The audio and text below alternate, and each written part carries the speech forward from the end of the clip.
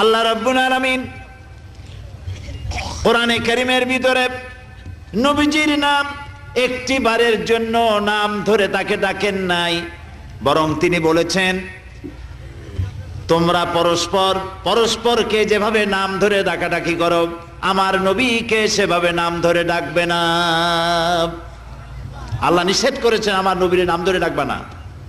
সুবহানাল্লাহি ওয়া বিহামদিহি।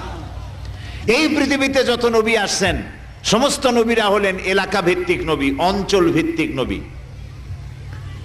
এক এক এলাকার, নূহ আলাইহিস সালাম এক এলাকার, মুসা আলাইহিস সালাম আলাক এলাকার, দাউদ আলাইহিস সালাম আরাক এলাকার, এরকম এলাকা ভাগ ভাগ করা। কিন্তু মুহাম্মদ সাল্লাল্লাহু আলাইহি ওয়াসাল্লামকে আল্লাহ রাব্বুল আলামিন কোন এলাকার জন্য নবী বানান নাই।